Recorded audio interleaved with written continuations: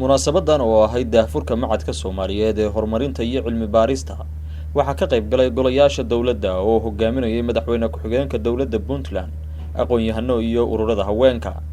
Macadkan oo fadhigiisu noqon doono magaalada Garowe ee caasimadda Puntland ayaa ka howlgali doona guud ahaan dhulka Soomaalidu ay degto, waxaana ku soo biray xarumaha cilmi baarista ee fadhigoodu yahay Puntland. Guleed Saalax Barre waa asaasaha macadka Soomaaliyeed ee horumarinta iyo cilmi baarista.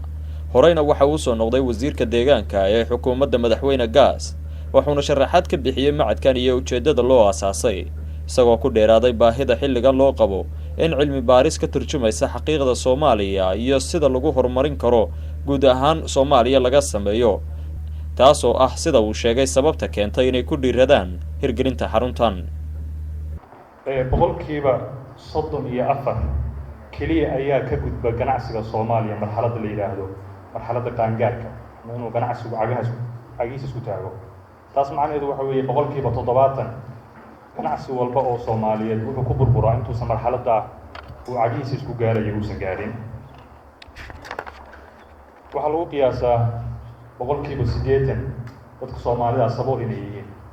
macnaheedu maaha dhinaca wax soo galida iyo dakhliga kaliya, laakiin waxbarashada iyo caafimaadkana qayb bay ka yihiin saboolnimadaas.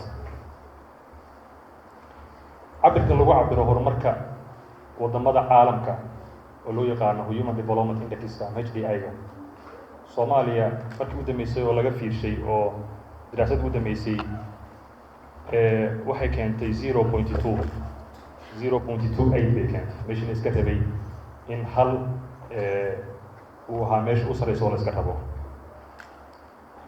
taasoo ka dhigaysa wadamada ugu hooseeya xagga horumarka caalamka. boqolkiiba 60 dhalinyarada Soomaaliyeed daraasadii la sameeyay u dambeysay waxay sheegtay inay rabaan inay ka baxaan waddanka banaankiisa ay aadaan, boqolkiiba 60, iyadoo isla boqolkiiba 8 ay qaad ka cunaan dhalinyaradaasi, boqolkiiba 11 ay sigaarka cabaan. dalka Soomaaliya waxaa laga jaraa sanad walba in ku dhow 200 milyan oo geed ayaa laga jaraa sanad walba. macadku wuxuu xooga saari doonaa 5 meelood hadduu Ilaahay yiraahdo. dhinaca koowaad dimuqraadiyiinta iyo isxukunka oo runtii muhiim u ah waddankeena. dhowr iyo 20 sanana dawlad la'aan iyo ama dawlad xoog leh inaysan ka jirin. dhibaatada ugu badan ay tahay xukunkiyo si fiican u soo dhigan la in baaritaano badan lagu sameeyo. lambar 2 nabadda iyo cadaaladda oo iyaduna aasaas u ah ummad walba jiritaankeeda. lambar 3 arrimaha deegaanka iyo maareynta khayraadka dabiiciga ah oo aynu ogsoonahay waddankeenu inuu hodan ku yahay.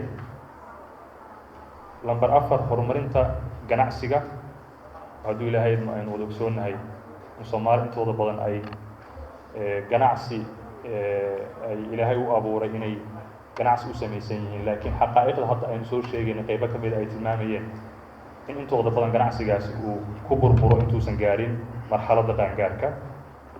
qodobka 5aad oo ah qodobka u dhameeya oo ah tayeynta iyo tababarada. macadku wuxuu la shaqayn doonaa dawladda laamaheeda kala duwan, ganacsatada, ururada bulshada ah iyo hay'adaha caalamiga ah.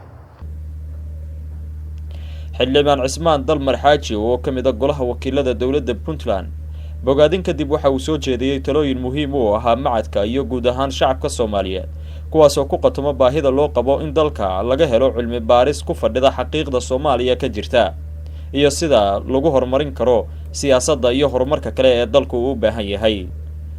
Marwe Aamina Shukri oo ka mid ah haweenka qadinleyda Puntland ayaa waxa ay sheegtay in Puntland ay ka jiraan aragtiyo khaldan oo haysta dhalinyarada, loona baahan yahay in laga sameeyo cilmi baaris, kuwaas oo ay ka mid tahay tahriibka, si ay u fududaato xalkooda iyo in wax laga qabto.